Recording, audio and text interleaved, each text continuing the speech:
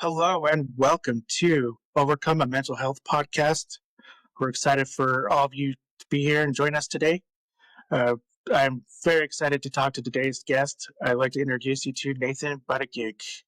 What's up, Uh, everyone? What's up, Travis? yeah, we're going to just jump right in and have him tell a story. He has quite a journey to take us on. So why don't we go ahead and hand you the microphone there? Well, let's start in just before COVID lockdowns. Probably no one probably knows, I'm from Australia, Melbourne area, so lockdowns here were pretty crazy.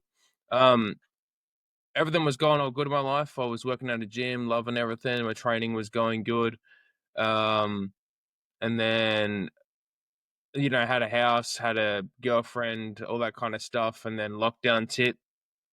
I lost the job I loved, and the girl that I was with, we split up and we moved on from that house. I was completely broke. I had no job. Actually, I was less than broke. I owed about $15,000 in credit card debt and loans and everything like that. The only option really I had was to move back here with mum and dad, which was 3 hours away from where I lived. From there, I came back with no job, no money, no nothing really. And my friend groups obviously changed. I moved away from them. And then, as to cope with the fact that I thought I was a massive failure, I was 22 years old, by the way. I lost everything at 22 years old. To cope, I started drinking, started doing cocaine, and that was a spiral of about 2.5 years where I struggled with all that kind of stuff. I gave up my training, gave up gym, gave up everything except for I worked a little bit and I drank a lot and I not even partied. I used to just drive around and sniff cocaine on my own. It wasn't even cool parties and stuff like that. So yeah, and then overcame that. Uh First the alcohol went and then the cocaine went, and now I help people improve themselves and therefore their life in getting in shape, getting their mind right, getting away from vices and things that try to control us. Yeah, that's kind of like a brief run through of everything. So I have a question for you. When the COVID lockdowns first happened, where was your mental health at? How did you take that? Like, I was fully depressed. No, it was the most depressed I've been for 3 days before I came back to mum and dad's house. I remember, so I was going to, me and the chick had already split up. I was going to move to a friend's house where I was. And then, so my parents came up and picked up all the big stuff. They bring a truck up and picked up, like the dresser and the couches and all that kind of stuff. And they took that back. So I only had a mattress in my house and like my blankets that I slept on, and everything else was pretty much gone. Right. So I remember everything shut down. And for 3 days, I slept straight. Like I woke up, no, nothing for me to do, nothing's changed, back to bed, wake up, nothing's changed, nothing. It was just, I didn't realize it at the time, but it was like huge depression. I just didn't want to do anything. Everything I could do, I couldn't do anymore. That was probably the lowest I've been, but I'm not one to like sit in it. After those 3 days, I woke up one night at like 1 a.m. or something like that. I was like, oh, we've got to sort out something. Like, I've got to eat some food because I hadn't eaten, barely drinking any water or anything like that. And I packed the rest of the stuff in my car and then, yeah, boosted it to mum and dad's and got to mum and dad's at like 3 or 4 o'clock in the morning. And I remember mum opened the door and she's like, oh, we're expecting you here. And I said, like, um, can I stay here for a bit? I've got nothing else. And I'm still here. So he's still here after that. We built a tiny home on their property. I'm looking to move away next year, but yeah, still here. the important thing is that you're rebuilding yourself, after overcoming something so difficult. Yeah, that's right. When you have first of all, I was 20. Like I said, I was 22 years old, so I Hmm. hadn't really been through anything at that age. The biggest thing I'd been through before that was just a normal breakup when I was like 18 years old or something like that, 17 years old. So having like your full life ripped out on you was kind of like it was like a divorce. You split everything and not only that, but your job changes and your friend group changes, and now you've got to go back to where you're from, and you don't have friends there either because you moved away like five. I was up there for 5 years, so yeah, it was pretty rough for 22. I'm 27 now. It seems crazy that it's already like been that long since all that stuff went down, like with the world and COVID Yeah, and stuff. yeah. Well, some people forget about it. I think the ones that were impacted by it will never forget, and I'm honestly grateful for it because if it wasn't for that, I wouldn't be moved down here, and I wouldn't be coaching and helping people online. And so it turned out to be a good thing, but it was at the time it didn't feel like it.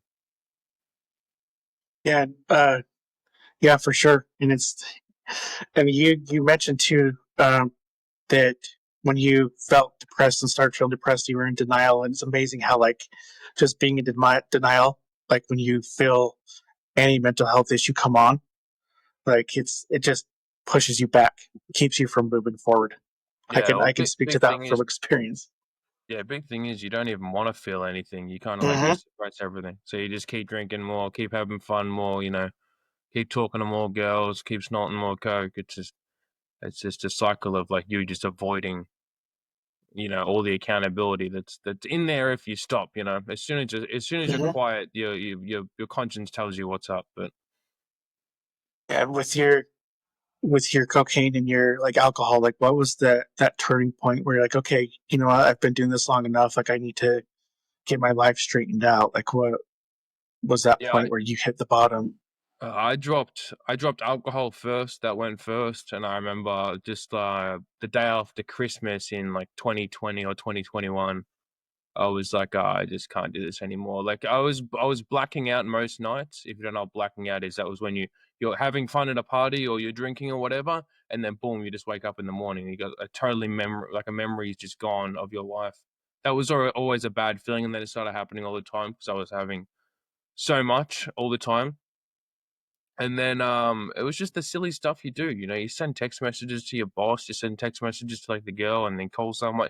I was just doing stupid shit. I was on my own all the time, and I didn't want to be that guy. I wanted to be, admired and not looked at like a joke all the time. So the drink went first, and then in my mind, I was like, oh, I'm not drinking anymore. When I go out, I'm just gonna sniff coke. So what they call dry sniffed for a long time, where it was just coke. I didn't drink or anything for about a year and a half after that. And then had a massive I guess wake up, but it was just like an episode the last time I had Coke, whether there was something in it, whether I just had too much.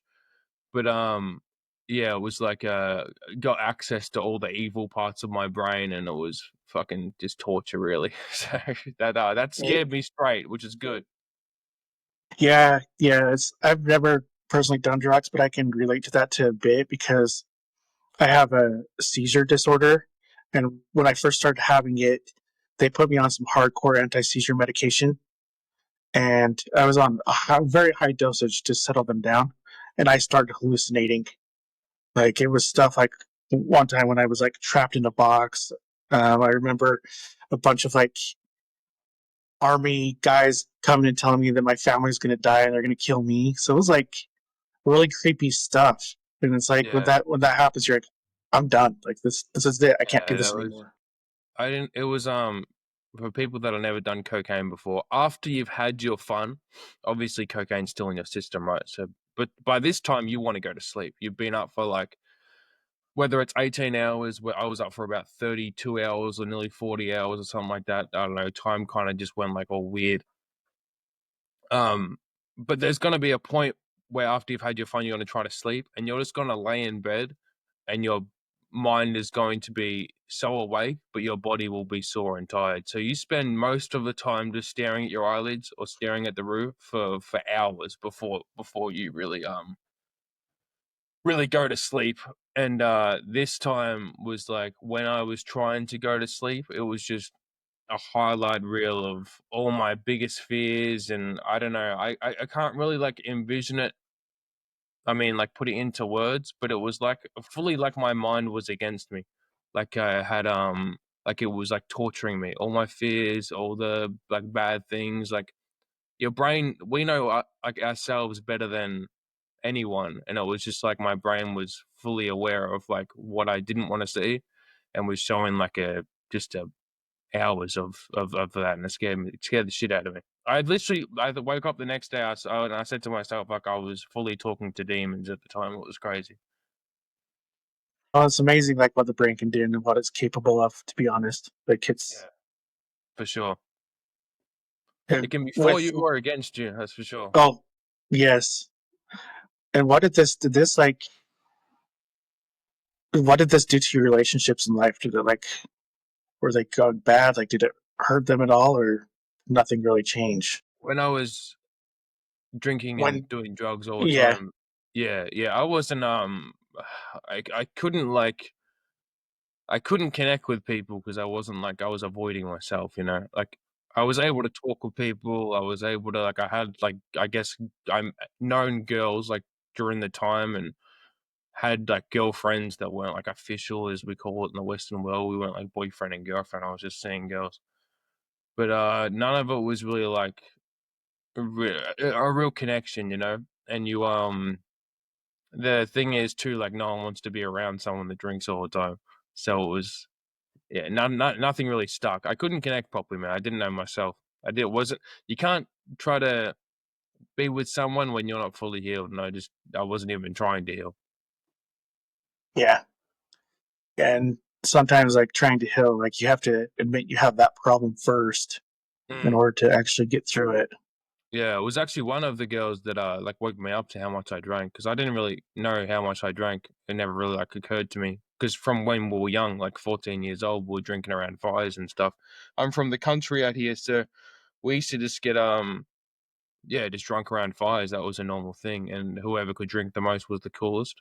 And I didn't really know that, like, it was a like, a not really a I knew it was a bad thing, but wasn't really, like didn't really know it would affect me until, some girl said she's like, "Oh, I can't really be with someone that drinks so much. I thought I could." And I was like, "Fuck, I is that a thing? I didn't even know that was a thing." So Yeah, and it's like you said, it's part of your culture, so you like you just don't never see the know. You problem. just Yeah, it's yeah, yeah, when I was younger, I didn't realize until, like, life adversity hit when I was 22, but I was, that's the way I learned to cope with things was just to drink and have fun and kinda just ignore it and be a man and all those kind of things, and it's, yeah, then massive life hardship came and that vice or that weak way of dealing with things, like, poked its big head out and yeah. and how are you able to overcome all this? Like from what it sounds like, you didn't really get professional help. You basically did it all on your own. Yeah, I mean, I listen to podcasts and stuff. It was always like self-source info. I was too shameful to speak to anyone about it, really. My parents didn't even know I was doing drugs until I got on camera and told the world to try to I don't know, just tell a story and help some ears and all that kind of stuff. But the biggest thing is I had to lean back into gym. Like I got back into gym. I was training before consistently for about 6 days, and then you know, I started first of all waking up, eating the right food, going to gym, just focusing on building myself, having a dream of the person I wanted to be, rather than nothing, man, just living day to day. When you have no dreams and no goals, it's very easy to wake up one day and then just write it off. It doesn't matter if I lay in bed. It doesn't matter if I, you know, get drunk as fuck. It doesn't matter if I do drugs because there's nothing that I'm aiming for anyway. It's very dangerous to have no dreams and no real goals, you know. And I didn't at the time, so but yeah, I just started. I just wanted to. I wanted to be attractive. I wanted to be smart. I wanted to be a leader. I wanted to be the people that the person that people looked at for answers. I wanted to be all these things, and I'm like, if I keep doing this shit, then it's just it can't happen. So, yeah, I started working out. I started you know, writing, thinking about my thoughts, and spending a long time in solitude. And yeah, that pulled me out of it. And that's what I give to everyone else. You wake up at the right time. You eat the right food. You work out. It's very hard to be depressed from that when you're constantly proving to yourself that uh, you know you're proud of yourself and you're going to keep doing stuff. Yeah, yeah, I'm on the same lines there. Changing my diet and eating better changed my life. Like it brought me out of the darkness that I was in. It's Yeah. at the end of last year, I went through some medical problems, Mhm. and I finally changed my diet and I haven't had any signs of seizures or migraines. My mental health is way better.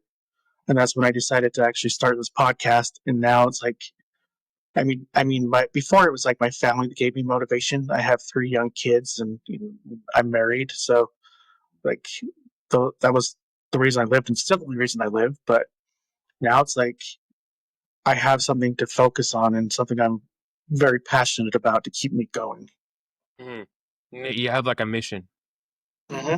You need people Exactly. you need people that you love deeply and you like a want to be better for them and like a mission to go for to better, your life, a purpose, you know. If like you slack off for a week, then your podcast will slack off and Mm-hmm. yeah, yeah, for sure. Yeah. But yeah, food does a whole lot, man. You don't really notice it, like you said, when you're in it, when you're eating junk and all that kind of stuff, just eating whatever you want, stuffing your face whenever you want to eat. When you can stick to it doesn't even need to be that clean, but when you can stick to a plan of eating properly and eating like, not overeating and controlling that side of it, you'll anyway, I tell everyone that's going through like a hard ass diet, you'll learn more about yourself than any time. Yeah, I totally agree. And my I'd say my diet now is not like I still eat some processed stuff, but it's really just like taking out the sugars and eating more proteins, more greens, and the vegetables and that type of stuff. Yeah, it's got to And be like, it's yeah, 80% whole foods, 20. yeah, You're gonna have ice cream, you're gonna have chips, you're gonna have chocolate. yep, Like we live in the yep. Western world, that stuff's everywhere, and it's good as too. It's yeah, But and it's just basically being able to hold yourself back and be like, you know what, I can't get those chips today. I can't eat that ice cream today. yeah, it does a lot for you too. Mm-hmm. It builds strength in your will that you can hold back on things that even you're like, oh, what's a packet of chips? So it's like, well, if you say no to it, you're gonna actually like you're gonna be really proud of yourself. So it's like not what happens if you eat it, what happens if you don't, and you hold back. The strength's always in the restraint with anything, not just with food, with drugs, with alcohol, with anything that in your conscience that's like gaining control of you. You can't say no to it, whether it's a person or anything. Restraining yourself it'll always give you a massive boost. And if you do that constantly throughout the day, someone offers you a cupcake, like, no, I can't have a cupcake. I got a meal with me. I'm gonna have chicken and rice. Then like 1 week is that you'll be a different person afterwards. Yeah, my wife and I were in the grocery store last night, and it was the first time. Well, not the first time, but I can finally walk down the aisle. I can look at a Coke or like a Pepsi and be like, you know what? I don't really want that. Like I know like it has all the garbage in there, Hmm. but I'm not even wanting to reach out and grab it anymore because it Yeah. just doesn't sound good. The ability to say no to things and choose purpose over pleasure is that'll change your life. Most people just can't say no. They can't say no to their friends. They can't say no to the food. They can't say no like to themselves. So they just take everything as it comes. But when you really have like a real goal within yourself to be a better person, all that stuff is like, no, if I have that, like it'll taste good, but I'll probably feel shit. If I drink that drink, then like I'll probably be wasted tomorrow and I'll be worse off. I got stuff to do. And yeah, it's a powerful thing. Well, no is a powerful thing for sure. And now I'm curious, like, what point did you think, oh, like I want to do something to help people? Was that like when you were coming off stuff and you just posted a video, or So did I you always was want to like, do something? I was like maybe 1 or 2 years, probably 2 years fully sober. I started uploading just on Snapchat, just speaking my mind, having like an outlet kind of thing, just writing heaps and talking on camera and stuff like that. And then I was obviously on Instagram and Facebook and all that kind of stuff, but I never really had the idea of like being a coach was like it would. I thought it would be like a cool idea when I was like growing up and stuff like that, but I never like thought I'd be doing it. And then it wasn't till I seen content where the dude was saying, "You're selfish for knowing how to overcome something, whether it be like, you know, people struggle. The biggest struggles people have is one, being overweight, two, alcohol, and three, drugs. No, before money or anything like that. That's the things that people always struggle with. and he was saying that you're selfish for not helping people when or giving out information or just doing your part when you have done it before. And I was like, fuck it. It kind of just clicked that I have to, try. So I Hmm. started just uploading content. People started messaging me. Um, I got this problem. How do I do this? And yeah, started working with people one on one. Now I build programs for them. We set up workouts. I'll do your nutrition for you, and then we'll do team calls every week where we cover mindset stuff and all the barriers that you got to go through to um, be the version of yourself that you want to be inside, but you can't get out. Yeah, that's cool. Like, I think we need more people that are willing to step out of their comfort zone and spread knowledge, like, and help people out because there's so many people that are struggling and you don't even know about it. Yeah, it really does feel like more of an obligation than anything. It's a job one, but and it's like I do love to do it. I love working with people, but really most days I'm like I gotta post because I just fucking have to. There might be one person that sees it that it changes their mind, or seeing someone seeing me work out every day on my story might like, oh, I want to be that instead of go for a drink. And I get messages all the time. People like, I stopped drinking, I stopped doing drugs a year ago and stuff, and your content helped me, and that fills my heart. That's the best thing ever. But really, it's just an obligation. I feel like a drive within myself that I have to do it. Yeah, that's cool that you're getting those messages though, and people are reaching out and saying, you know what, that's you changed my life. Like, Sometimes you forget. You get so in the motion of just doing the job and like doing what you're supposed to do and pushing past all the times you don't want to. And then you get a message and you're like, God damn, that's why I do it, I guess. You don't even realize how many people you impact or how big of it or small of an impact you have until you get that kind of message. That's why I'm always telling people like, ask questions, fucking like talk to me online because otherwise it's just like me posting, talking to myself and to yeah, fucking camera and stuff, like yeah. I'm still trying to get used to the camera part of it. I don't like the looks of myself on camera, so like, but yeah. I'm getting a little bit better. You got to change the things that you don't like about yourself. That's the biggest thing. Everyone tries to brute force it, and like they still feel insecure. Just change all the things. If you don't like the way whatever it is, your hair, whatever, you got to change it. Change it to Hmm. a thing you do like. I changed. Like I got on camera with dreads. I had fucking like long ass dreads, top knot dreads. And Yeah. after I was viewing myself all the time, I was like, damn, is this what people have been looking at this entire time? So I cut it all up. I got sharp. I started changing the way I dress because you never look at yourself like that. You never look at yourself Hmm. like just midday. You never see like how you walk and how you talk, and you're like, yeah, that's mainly the reason people don't like being on camera because they don't really like looking at themselves. And I'm always like, well, that's what we've got to look at. You know, we've got to look Yeah. at you like Yeah. that. So Yeah. And I think that for a while with me it was just like, I was struggling with being a little bit overweight. I've lost a lot of about 35 to 40 pounds recently in the last like 3 or 4 months. And that's just by eating better. mhm. So now I'm actually starting to gain a little bit like more respect for the way I look. It's really helped out with my like self image. Yeah, you get not real lean, but you get like in shape. You start putting on muscle and stuff like that. It's not just like that you look better. The man you're looking at in the mirror, you're proud of too. Like, or the man you're Hmm. looking at in the phone, you're proud of. So it's not like a thing of you looking at yourself being like, damn, there's all this shame and regret when I look at myself. It's a Yeah, and subconscious this thing as well, not just a visual. Like, you don't have to be good looking, but you just have to be proud of yourself when you look at yourself. yeah, and that's where I'm finally getting. I feel like I'm getting to in life is like I can finally look in the mirror and be like, you know what, like I actually look good. Like I look way better than I did. Like I'm improving.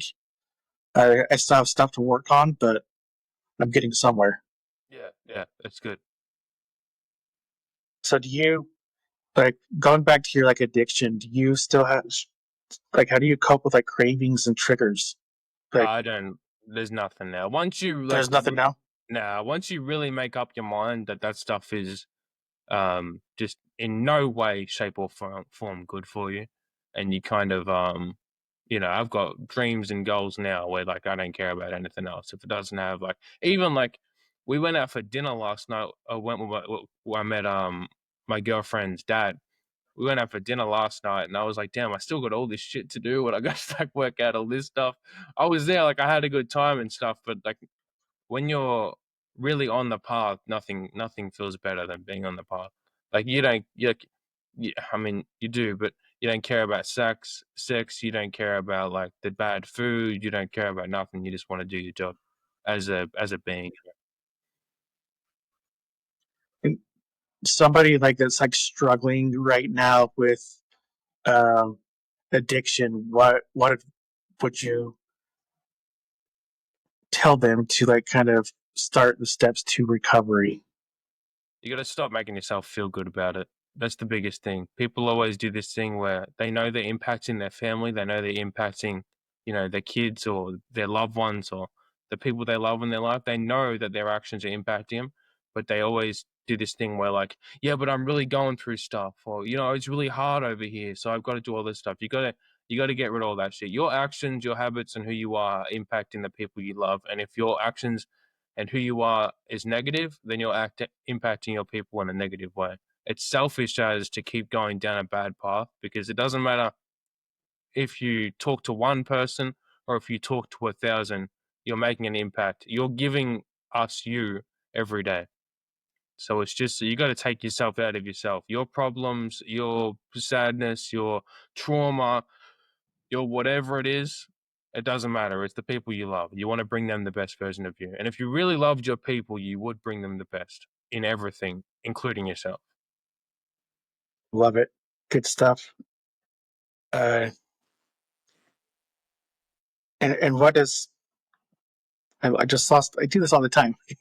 I lose my train of thought. Like I I do that have shit all something the good time, man. going, and then Yeah, yeah. I just get good at talking. I talk flat out. It's all good. But yeah, people that are struggling, dude, you got to start looking at who you're giving to other people. You are a gift to the world as a being. That being cannot be a gift if you are constantly wrecking yourself with drugs, constantly wrecking yourself with food, constantly wrecking your self-esteem with not being able to say no and knowing that you're controlled by these outside things. Yeah, that's the biggest thing that I realize is that I'm a gift. I can't be a gift if I'm fucking myself up. and what like is the hardest part about like recovering from addiction? Being alone so much. You're gonna lose a lot of your friends because a lot of your friends aren't your friends right now. They're just people that you do stuff with. And the moment you stop doing the stuff, then they're gonna go. It's just what it is. So you're gonna be alone a lot, and it's one of two things are gonna happen. One, you won't be able to cope with it. You're gonna go back to those old friends, back to those old habits. Or two, you're gonna learn a ton about yourself and become this totally new person on the other side of it. Because solitude always brings clarity and you'll move straight into it. But there's this big gap, this big bridge of being alone and being in solitude, and you either learn to love it or you can't stand it and you go back. And uh, speaking of like losing friends and stuff, you they're bringing in the negative things in your life. Like you can't afford to have them. Like No, and you won't. If you really want to change, you won't choose to be around them at all. I love the boys I used to run with. And I had different friends groups. I had friends I used to drink with, and I had friends I used to do coke with. And all them boys are good as they're good people, man. They might make bad choices, they might have bad habits, but they got good hearts. But I just can't hang out with them, man. I don't want to do that stuff. I don't even want to hang out that much. I like working. I like, you can come for a workout. We'll have a chat then. But like just going out, getting food, like there has to be a kind of a reason for it now. It's when you choose purpose over pleasure for so long, like things need like you need to be able to get something from it. It's not like get something from you, but you know, we're having a conversation right now because it'll both benefit us with one, your podcast, and two, my content. Like it's just how it works. The higher you get, it's just more about what you bring to the table and what you have to offer than like just that, we're friends and wasting time. exactly. And it's also I think it's great like doing this, like just hearing everybody's stories. Like just like realizing like all the darkness and stuff that I went through. We've all been through our crap. Like uh, your darkness may have been different than mine, but we still went through it. But we still suffer the same things. We still Mm-hmm. suffer the same emotions. We still, it's just how far you go down it. Depression feels the same whether you know we're across the world or whether someone's black, white, Asian, whether Mm-hmm. whatever. We all hurt the same. We all, yeah. That's why I say like, well, not me. The old Stoics, Marcus Aurelius used to say, uh, every man's the same. We just have different habits. We all feel the same stuff. We all have the same fixes. It's just whether we're willing to realize it. Mm-hmm. I totally agree, and it's what you choose to do with it too. That's right. Yeah. Yeah, for sure. We all suffer the same. We all go through the same stuff. But if you don't think that, like, you're just still the victim that you shouldn't be.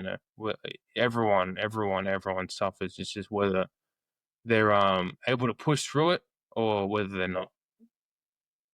Yeah, and you speak like about being the victim, and I spent years and years like Oh, me playing too. the victim, and Yeah. and it's like I didn't even realize that I was playing the victim until I actually went to therapy, and he's like, "No, you need to change that mindset.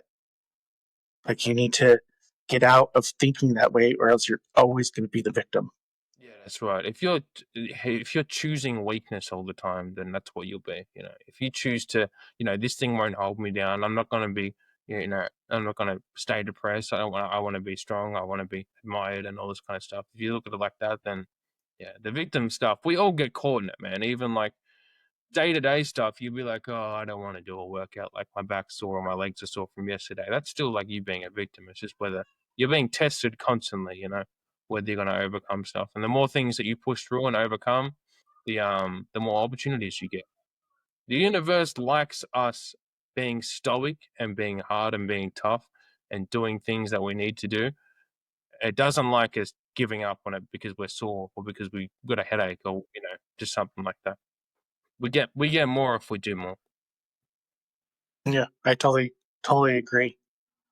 And it's like the more I push through my stuff, like it's the easier it is to um, but continue doing. Mhm. Yeah, whatever you do, like on a regular basis, it becomes easier. If you're being lazier on a regular basis, that becomes easier. If you're, winning on a regular basis, that becomes easier. You get like winning streaks and stuff. If you're like doing stuff and pushing through all the weakness on a regular basis, that becomes easier. And thus, think back to like the times that you're feeling like really depressed. Like, what would you say to a person now that is feeling alone? Feeling alone, Yeah, like feeling the darkness, feeling alone. Like, what tips would you give to them?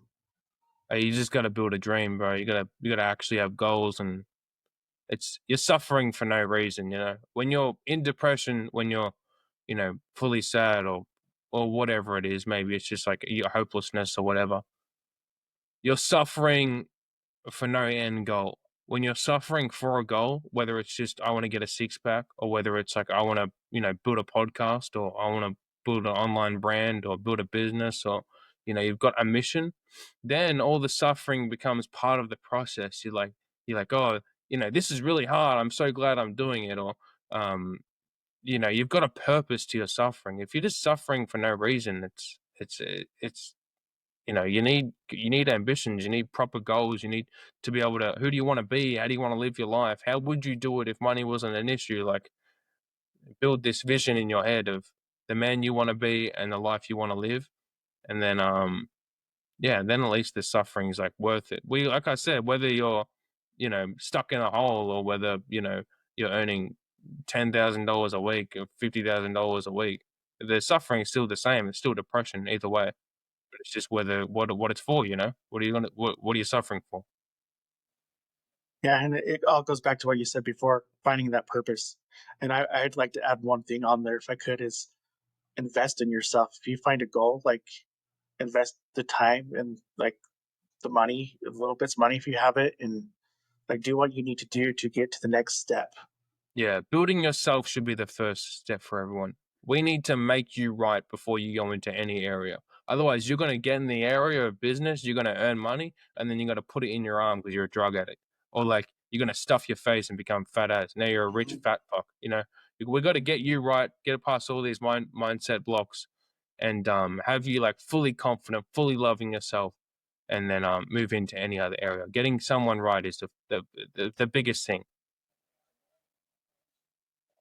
Yeah. So if you could think back to like your former self, and what advice would you give your past self? Like, what would it be? Like, I'm just hugely impulsive and hugely obsessive. Whether that's alcohol, whether that's coke, whether that's whatever. I act quickly, and I'm easily committed to something. If I when I was drinking, I just wanted to be the dude that drinks the most. When I was like snorting coke, I just wanted to be like the person that always had coke on them. It's just that same thing can go into other areas, and you can be impulsive and obsessive and fully committed to the business that you're building, or like to your partner, or to things that are good instead of things that are constantly ruining your life. But yeah, for me it was just like one, I just love the moment, and I just wanted, like, when we got drunk, I just wanted it to last forever, and um you know never really wanted to face the accountability of the next day. But yeah, I do things like habitual normally. Like I drink at the same time every day, or I'd like do coke like on the weekends, go to the same dude, do the same stuff. Like and now it's like if you see my content, it shows through it because I wake up at the same time every mhm. day. I'm doing the same workouts every week. It's just habitual, and most drug addicts are like that too. They're very systematic. They it's just whether the habits are doing something for them or whether it's destroying them. Just changing the habits for the better. That's right, yeah, yeah. You need something else, you know. You can't just stop smoking. It's like you stop smoking and chew gum, or you do something in the time that you would have been smoking. If you just stop it, then you just bored. You need something else to go for.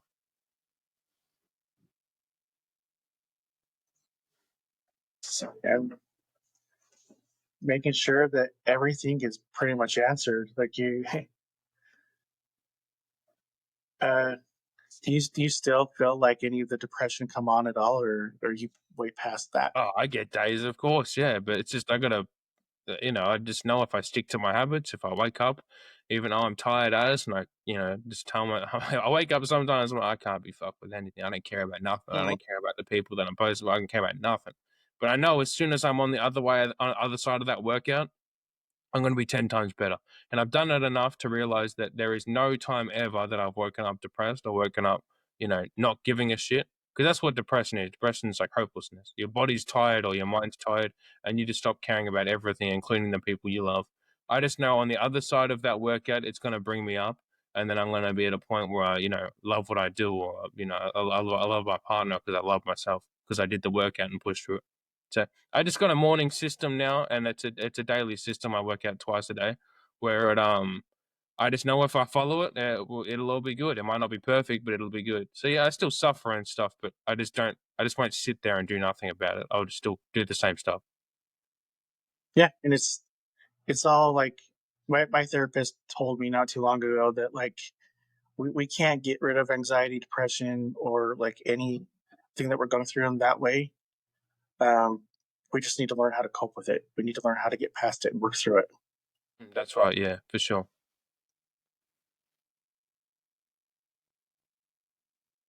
Uh, There's never going to be a time where you hit a workout and you feel worse about yourself. You're always going to yeah. feel better.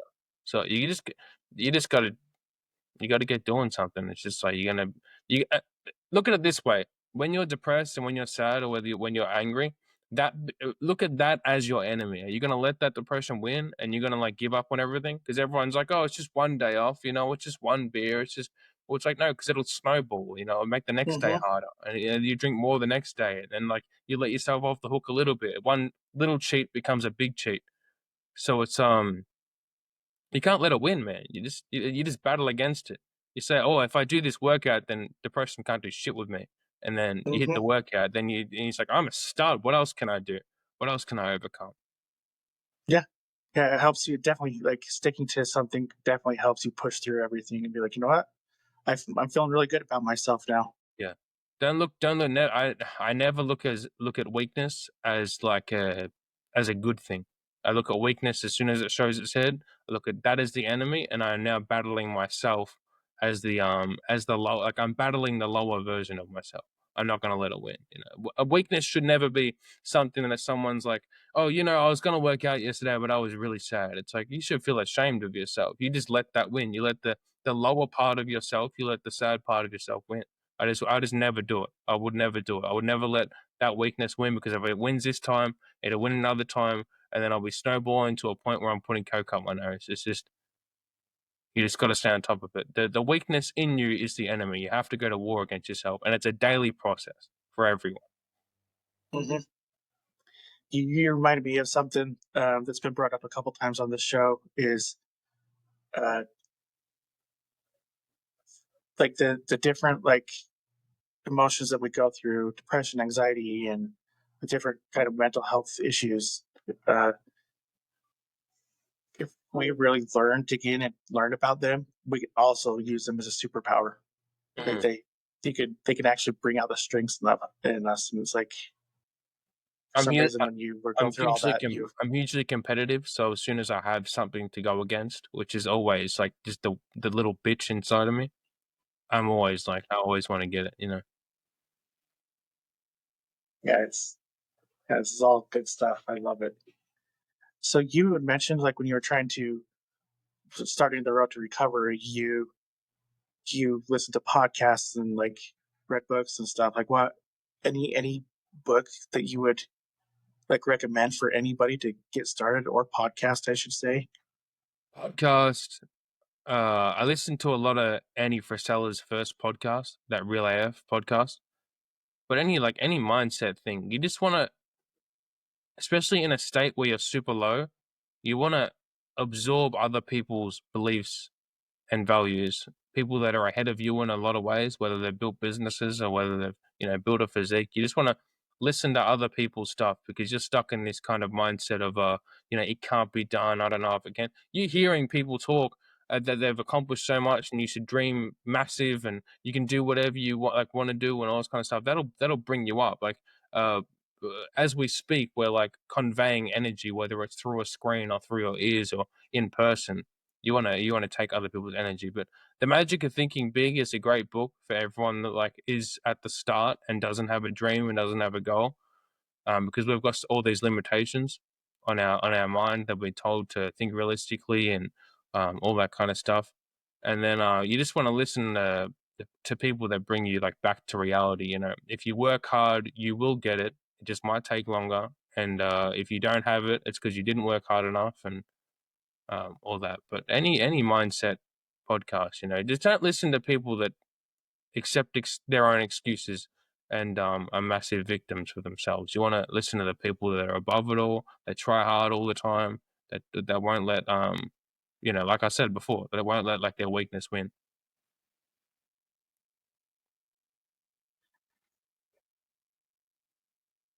What you got to do is go to my Instagram page, Nathan Buttigieg, and then I'll bring you up. Okay, that's where you go. That's That's hey, I've been watching your stuff like to I love like hearing like um anything motivational and like so I've been paying attention and watching your stuff to build myself up. Yeah, the biggest thing people have with me is just how consistent I am. Whenever they're feeling like, oh, I can't do it, and they've seen me do it for like 30 days straight, it just always brings people up. My clients are the same thing. They're like, how do you do it? I'm just like, well, one, I do it for you guys, and two, it's the same things I teach. I just every time I feel like not doing it, I look at that as a weakness and an enemy, and then I go against it. So when you first get a client like come on to coach, like what's like one of the first things that you start teaching them, like start going through with them? But first thing is we get your training sorted. We'll get you working out. if you don't have access to a gym, we're going to build something. Whether you have weights at home, whether we're going to do body workout stuff, we're going to build like a daily workout that you're going to do. It's not the same every day, but it's just you're going to be working out daily. We sort out that, and then we're going to sort out your macros. We're going to teach you how to track foods. I'm going to give you some suggested foods, stuff that are good macros, and then I'm going to give you a target of protein, fats, and carbs, and that's for you to hit every day. We're usually like 99 times out of 100, that person needs to lose weight. We need to see abs first before we do any gaining.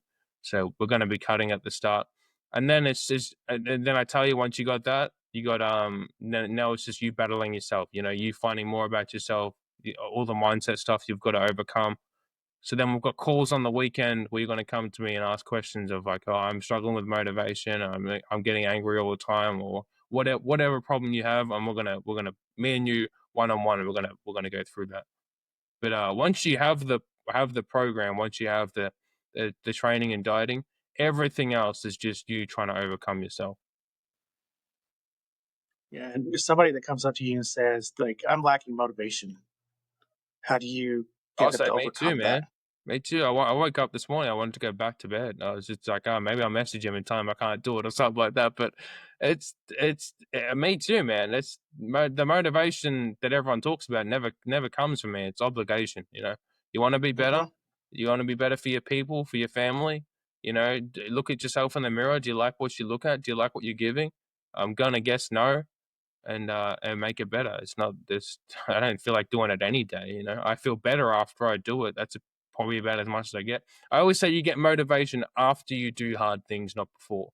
You get motivation when you go to gym and overcome yourself, not before. You never feel like doing it. But then after it, you're like, okay, I'm the best. What else can I do? I got all this stuff I got to do for the rest of the day. That's why I always wake up and work out straight away. The workouts are always in the morning, but it's afterwards. It's never before. Yeah, I 100% agree. Like, I can sit and make excuses all day, but it's not until I do it that I'm like, okay, well, I'm feeling a lot better now. Like, and it's still early on in the day. What else can I get done? Yeah. Yeah. The biggest motivation hack is just forcing yourselves in positions where you have to do it. Okay. And that might just be convincing yourself that if you don't do it, then X, Y, and Z happens. Or if you don't do it, then your coach is gonna ask why you didn't do it. Force Hmm. yourselves in positions where you have to do it. Because like when you don't want to, like there's real bad times when nothing's gonna make you do it. But if you can put yourself in a position where you have to, you will every time. You will. If you know that if you don't do it, then you got to speak to me on the weekend, and I'm gonna ask why, and then you're gonna have no excuse other than like, "Oh, I didn't want to." I'm like, "Really? I didn't want to either 5 times this week." It's not good enough. I'll just show you a Yeah, picture of yourself, like your last progress picture, and say, "Is this what you want to keep giving to people?" And yeah, it's just no one wants yeah. to. At that time, I'd like be hiding my face, like Yeah, in yeah. some sort People of shame. always Like think like I I'm didn't not trying to hold make myself people. accountable. I'm not trying to ever bring Oh someone no, down. no, I'm you're just trying to bring no, them up. but you have to hold them accountable, and You you do, have to yeah. get them to the point where they hold themselves accountable. Yeah, for sure. And you're gonna get that through. We always change out of shame and guilt. You need to be brought there to be able to come back up. Me telling you that you're good and like you're doing really well and stuff, that's gonna do the opposite. You're gonna lose motivation because now you think you're nearly done. And we're never Hmm. really done. We've always got so much to go with everyone. If like you drop 30 kilos and you went from fat to abs, then I'll tell you you've done really well. It's respectable abs. You followed the program for 6 months, you killed it. But we need to be brought back to reality a lot. You're not doing as good as you think you're doing. Yeah, I totally agree. Now, is there anything that we have not talked about that you want to bring up? No, nothing, man. I just happy to speak. I'm happy to have you here. I admire what you're doing and the way that you're changing people's lives and how you keep pushing through everything. Like your story is one that needs to be shared. Just one by one. Same with you, man. With the podcast, it's always like whether you have one listener or 100, you're just doing it for one person. Hmm. Whenever I like don't feel like posting, it's like, damn, if I post and the one person gets something from it, then it was worth it. I like the Hmm. quote of if you can go through your life and change one person's life in yours, then your life was worth living. Well, yeah, and I think of the whole kind of pay it forward type attitude type thing where it's like, you change one person's life, then they may take something from you and just kind of push it forward and be like, you know what, Yeah, like, you just well, never know. check You just this never out. know Yeah. the impact. Yeah, it really is like, yeah, I just got on social media literally just to tell my story, just because it was kind of like a fear overcoming thing for me. And now all these people are getting something from it, and it'll get bigger and bigger and bigger, and they'll change their families' lives. And it's just, Hmm. it's huge. I got goosebumps right now. You just never know the ripple effect from what you can do if it's good and bad and bad. Bad Yeah. happens the same. Negative is the same. Negative moves quicker, actually. So if you're participating in negative shit all the time, understand that people you love are getting that from you. So And you just, so what last minute advice would you give to like anybody that's like struggling emotionally, like with mental health right now?